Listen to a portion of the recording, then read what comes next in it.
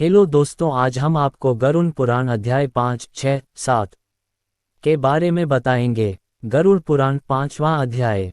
गरुड़ उवाच। गरुड़ जी ने कहा, हे केशव, जिस जिस पाप से जो जो चिन्ह प्राप्त होते हैं और जिन जिन योनियों में जीव जाते हैं वह मुझे बताए। श्री भगवान उवाच। श्री भगवान ने कहा, नरक से आए हुए पापी जिन पापों के द्वारा जिस योनि में आते हैं और जिस पाप से जो चिन्ह होता है वह मुझसे सुनो। ब्रह्महत्यारा क्षय रोगी होता है, गाय की हत्या करने वाला मूर्ख और कुबड़ा होता है, कन्या की हत्या करने वाला कोढ़ी होता है और ये तीनों पापी चांडाल योनि प्राप्त करते हैं। स्त्री की हत्या करने वाला तथा गर्भपात कराने वाला पुलिंद भिल्लक होकर रोगी होता है।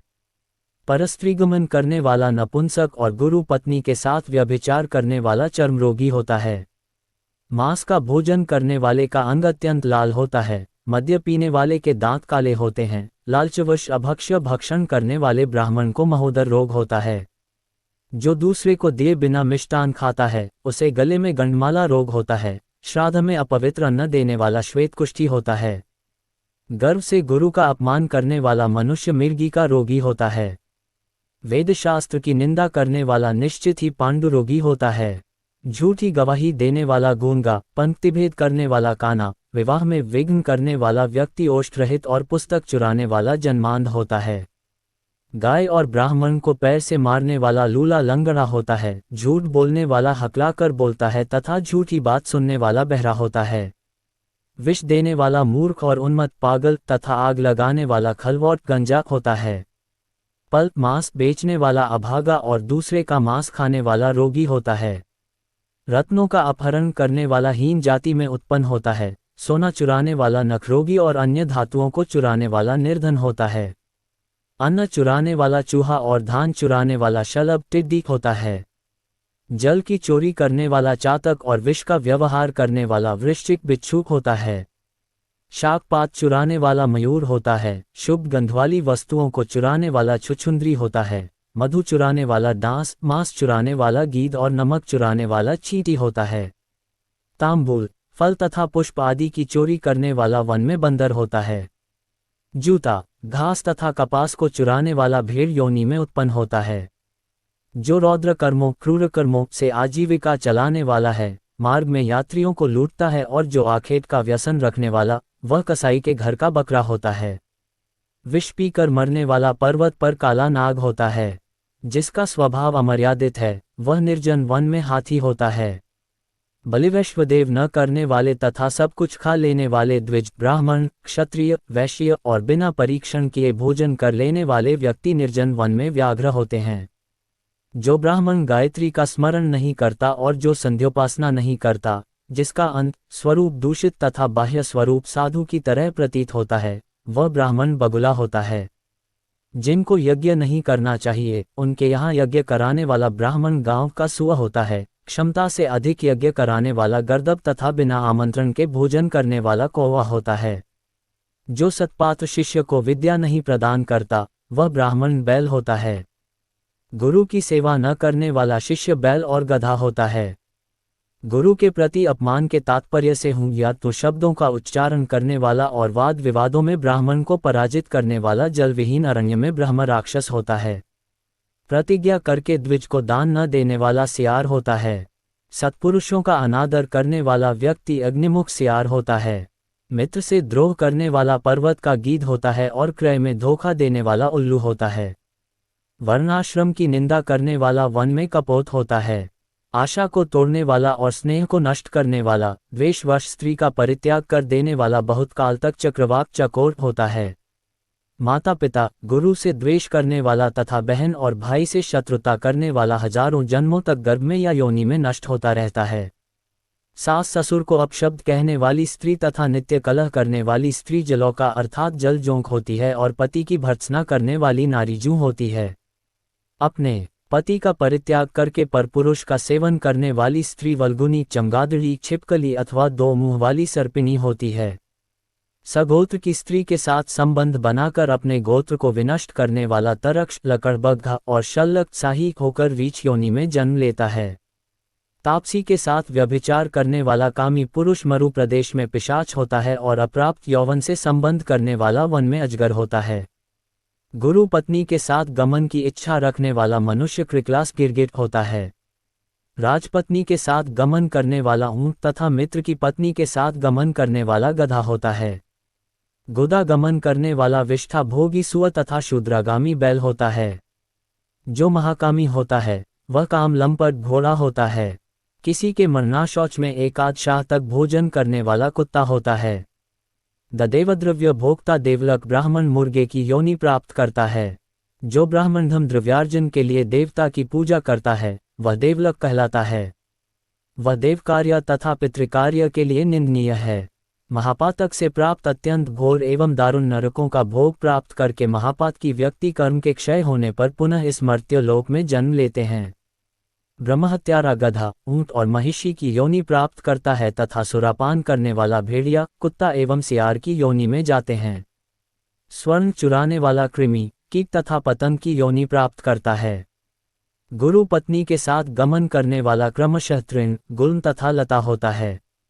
परस्त्री का हरण करने वाला, धरोहर का हरण करने वाला तथा ब्राह्मण के धन का अपहरण करने वाला ब्रह्मरास होता है। ब्राह्मण का धन कपट स्नेह से खाने वाला 7 पीढ़ियों तक अपने कुल का विनाश करता है और बलात्कार तथा चोरी के द्वारा खाने पर जब तक चंद्रमा और तारकों की स्थिति होती है तब तक वह अपने कुल को जलाता है।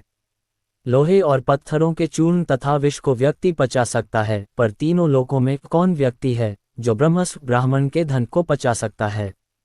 ब्राह्मण के धन से पोषित की गई सेना तथा वाहन युद्ध काल में बालू से बने सेतु बांध के समान नष्ट भ्रष्ट हो जाते हैं। देवद्रव्य का उपभोग करने से अथवा ब्रह्मस्वरूप का हरण करने से ब्राह्मण का अतिक्रमण करने से कुल पतित हो जाते हैं। अपने आश्रित वेद परायण ब्राह्मण को छोड़कर अन्य ब्राह्मण को दान देना ब्राह्मण का अतिक्रमण करना कहलाता है। वेदांत के ज्ञान से रहित ब्राह्मण को छोड़ना अतिक्रमण नहीं कहलाता है, क्योंकि जलती हुई आग को छोड़कर भस्म में आहुति नहीं दी जाती। हे तार्क्ष्य, ब्राह्मण का अतिक्रमण करने वाला व्यक्ति नरकों को भोग कर क्रमशः जन्मांध एवं दरिद्र होता है। वह कभी दाता नहीं बन सकता, अपितु याचक ही रहता है। अपने द्वारा दी हुई अथवा दूसरे द्वारा दी गई पृथ्वी को जो छीन लेता है वह 60,000 वर्षों तक विष्ठा का कीड़ा होता है। जो स्वयं कुछ देकर पुनः स्वयं ले भी लेता है वह पापी एक कल्प तक नरक में रहता है। जीविका अथवा भूमि का दान देकर यत्नपूर्वक उसकी रक्षा करनी चाहिए। जो रक्षा नहीं करता प्रत्युत उसे हर लेता है वह पंगु अर्थात लंगड़ा कुत्ता होता है। ब्राह्मण को आजीविका देने वाला व्यक्ति 1,00,000 गोदान का फल प्राप्त करता है और ब्राह्मण की वृत्ति का हरण करने वाला बंदर, कुत्ता तथा लंगूर होता है। हे खगेश्वर, प्राणियों को अपने कर्म के अनुसार लोक में पूर्वोक्त योनियां तथा शरीर पर चिन्ह देखने को मिलते हैं। इस प्रकार दुष्कर्म करने वाले जीव नारकीय यातनाओं को भोग कर अवशिष्ट पापों को भोगने के लिए इन पूर्वोक्त योनियों में जाते हैं। इसके बाद हजारों जन्मों तक तिर्यक पशु पक्षी का शरीर प्राप्त करके वे बोझा ढोने आदि कार्यों से दुख प्राप्त करते हैं। फिर पक्षी बनकर वर्षा, शीत तथा आतप से दुखी होते हैं। इसके बाद अंत में जब पुण्य और पाप बराबर हो जाते हैं तब मनुष्य की योनि मिलती है। स्त्री पुरुष के संबंध से वह गर्भ में उत्पन्न होकर क्रमशः गर्भ से लेकर मृत्यु तक के दुख प्राप्त करके पुनः मर जाता है। इस प्रकार सभी प्राणियों का जन्म और विनाश होता है। ये जन्म मरण का चक्र चारों प्रकार की सृष्टि में चलता रहता है। मेरी माया से प्राणी रहट घटी यंत्र की भांति ऊपर नीचे की योनियों में भ्रमण करते रहते हैं। कर्मपाश बंधे रहकर कभी वे नरक में और कभी भूमि पर जन्म लेते हैं। दान न देने से प्राणी दरिद्र होता है। दरिद्र हो जाने पर फिर पाप करता है। पाप के प्रभाव से नरक में जाता है और नरक से लौटकर पुनः दरिद्र और पुनः पापी होता है।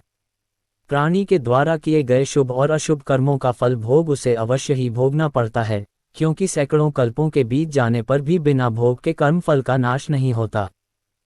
इस प्रकार गरुड़ पुराण के अंतर्गत सारोद्धार में पापचिन्ह निरूपण नामक 5वां अध्याय पूर्ण हुआ। गरुड़ पुराण 6ठा अध्याय।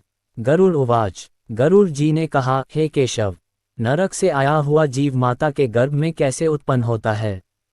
वह गर्भवास आदि के दुखों को जिस प्रकार भोगता है वह सब भी मुझे बताए। विष्णुरुवाच, भगवान विष्णु ने कहा, स्त्री और पुरुष के संयोग से जैसे मनुष्य की उत्पत्ति होती है उसे मैं तुम्हें कहूँगा।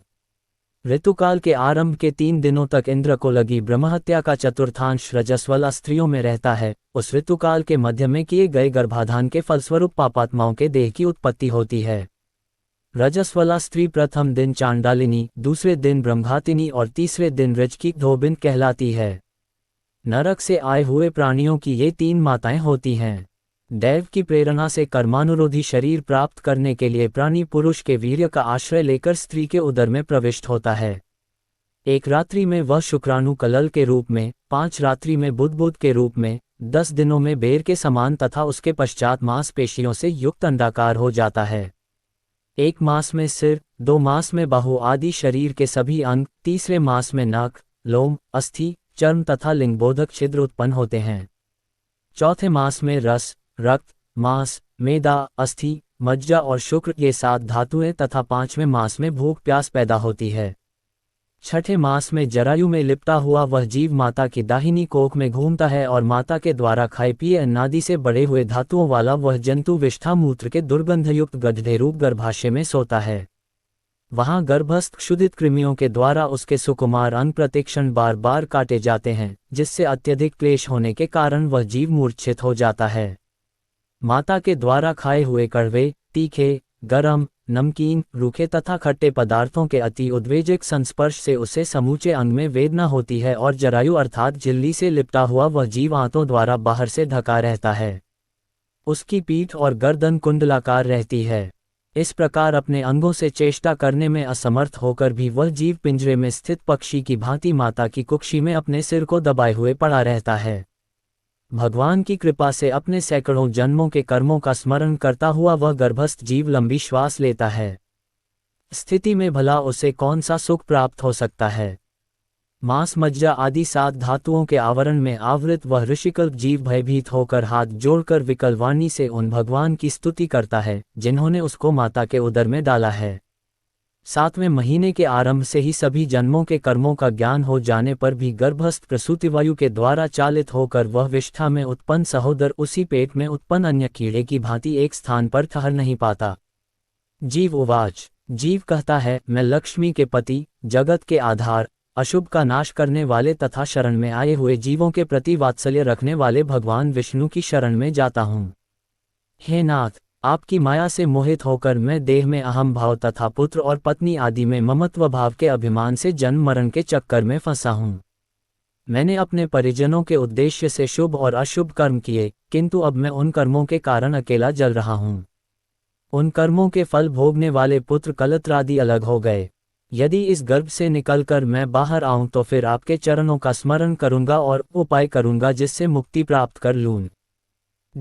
विष्ठा और मूत्र के कुएं में गिरा हुआ जठराग्नि से जलता हुआ एवं यहाँ से बाहर निकलने की इच्छा करता हुआ मैं कब बाहर निकल पाऊंगा।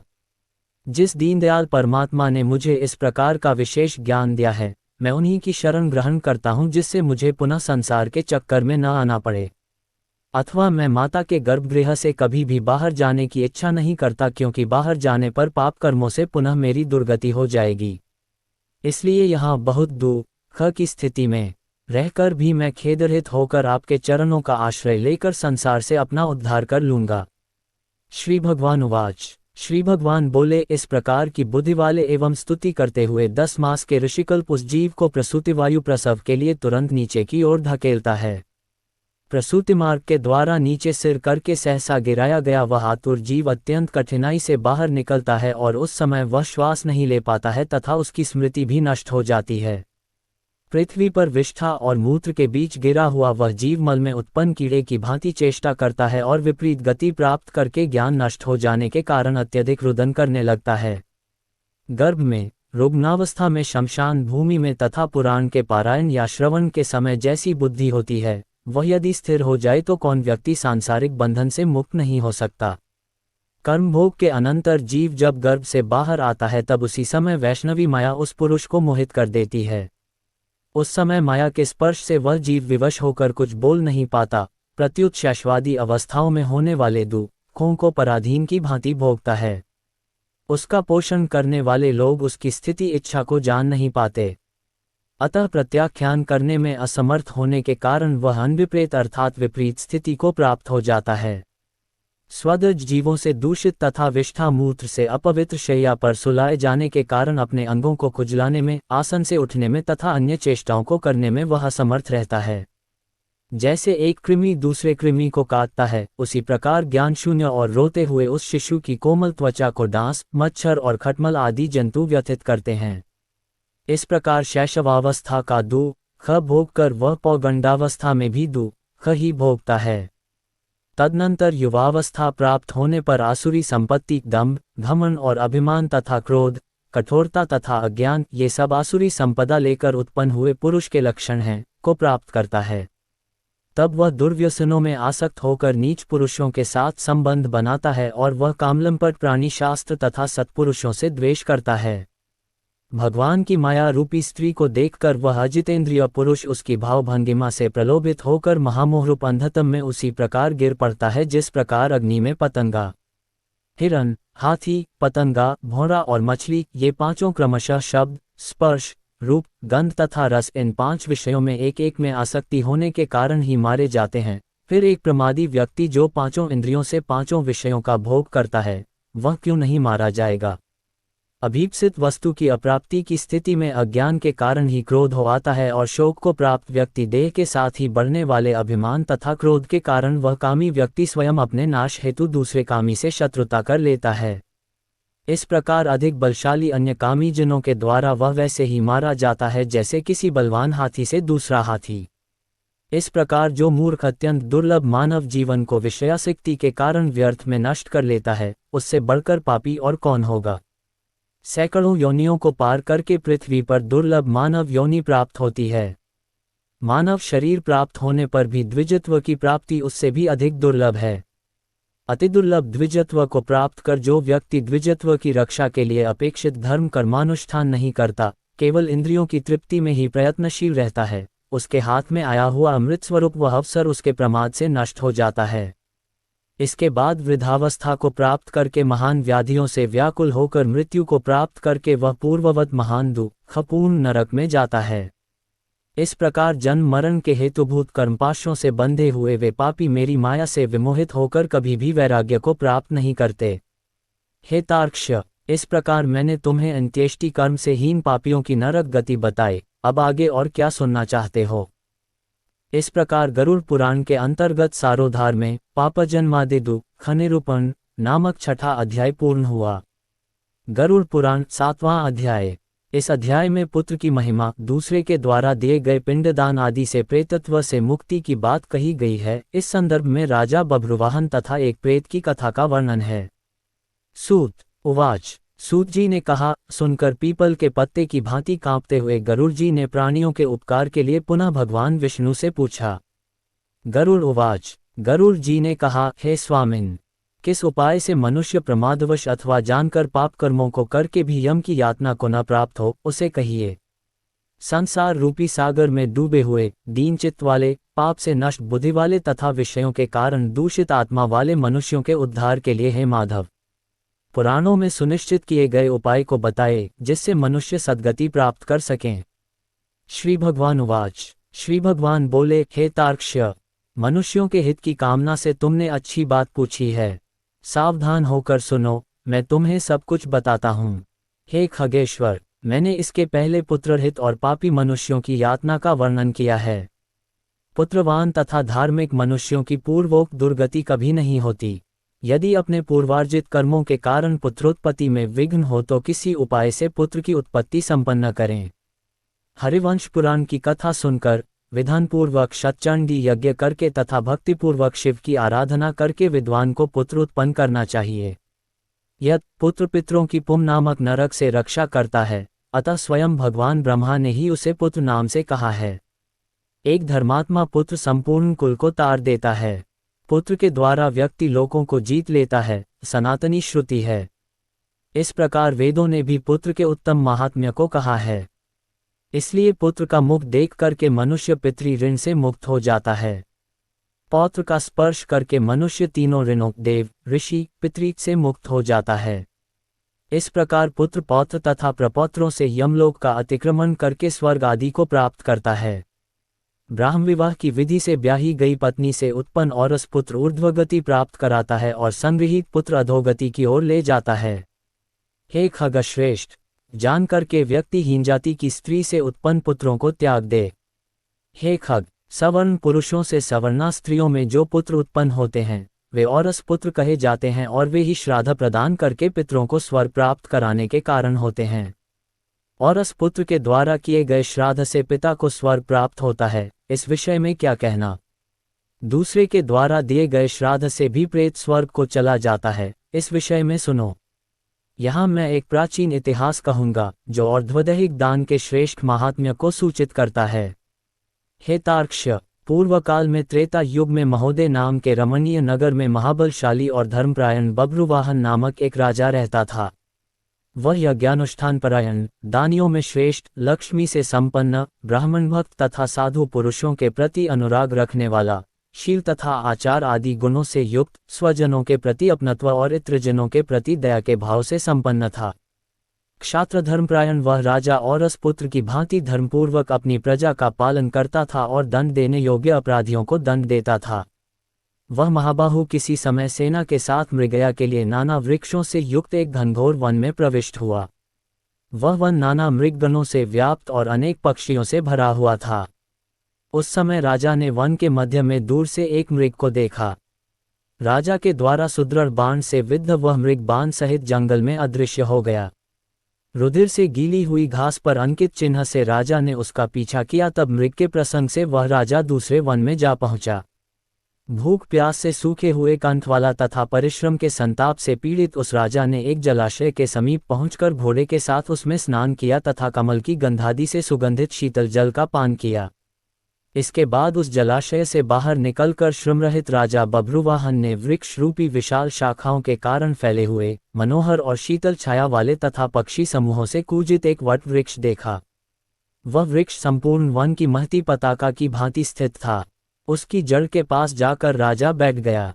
उसके बाद राजा ने भूख और प्यास से व्याकुल इंद्रियों वाले, ऊपर की ओर उठे हुए बालों वाले, अत्यंत मलिन, कुबड़े और मांस रहित एक भयावह प्रेत को देखा। उस विकृत आकृति वाले भयावह प्रेत को देखकर बभ्रुवाहन विस्मित हो गया। प्रेत भी घने जंगलों में आए हुए राजा को देखकर चकित हो गया और समुत्सुक मन वाला होकर वह प्रेतराज उसके पास आया। हे तार्क्ष, तब उस प्रेतराज ने राजा से कहा, हे महाबाहो, आपके संबंध से मैंने प्रेत भाव का त्याग कर दिया है, अर्थात मेरा प्रेत भाव छूट गया है और मैं परम शांति को प्राप्त हो गया हूँ तथा धन्यतर हो गया हूँ। राजोवाच, राजा ने कहा, हे कृष्णवर्ण वाले तथा भयावह रूप वाले प्रेत, किस कर्म के प्रभाव से देखने में डरावने लगने वाले और बहुत ही अमंगलकारी इस प्रेतत्व स्वरूप को तुमने प्राप्त किया है। हे तात, अपने प्रेतत्व की प्राप्ति का सारा कारण बतलाओ। तुम कौन हो और किस दान से तुम्हारा प्रेतत्व नष्ट होगा।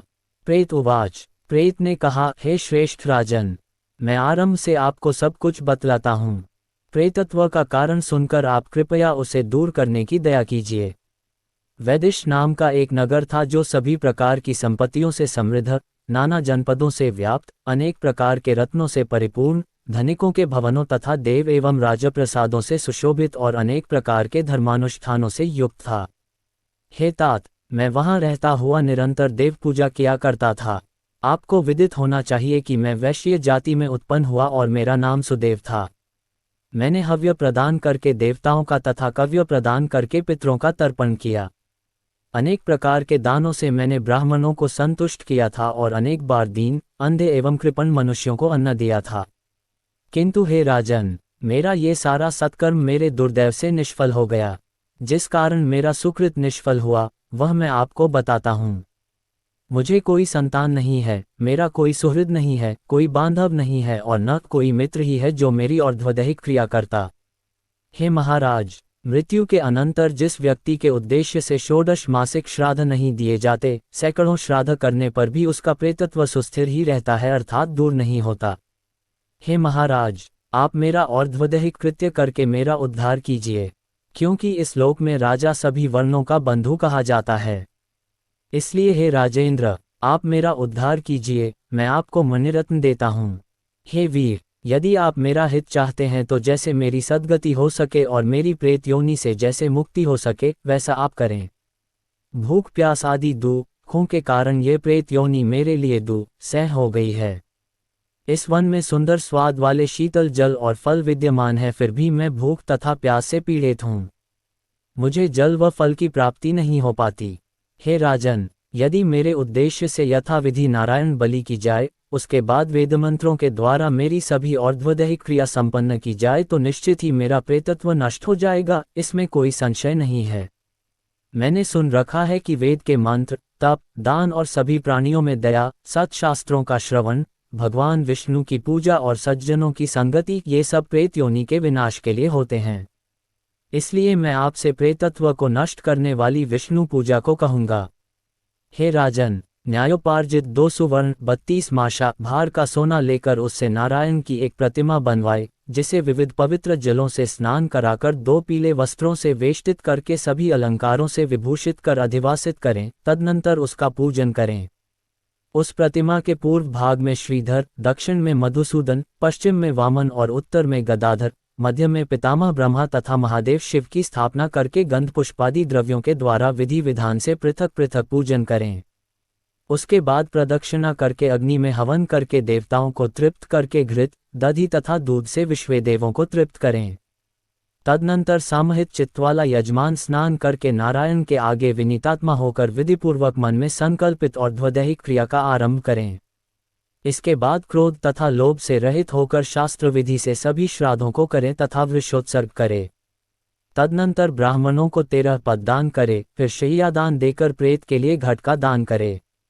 राजोवाच, राजा ने कहा, हे प्रेत, किस विधान से प्रेत घट का निर्माण करना चाहिए और किस विधान से उसका दान करना चाहिए? सभी प्राणियों के ऊपर अनुकंपा करने के हेतु से प्रेतों को मुक्ति दिलाने वाले प्रेत घट दान के विषय में बताए। प्रेत उवाच, प्रेत ने कहा, हे महाराज, आपने ठीक पूछा है। जिस सुदृढ़ दान से प्रेतत्व नहीं होता है, उसे मैं कहता हूँ, आप ध्यान से सुने। प्रेत घट का दान सभी प्रकार के अमंगलों का विनाश करने वाला, सभी लोकों में दुर्लभ और दुर्गति को नष्ट करने वाला है।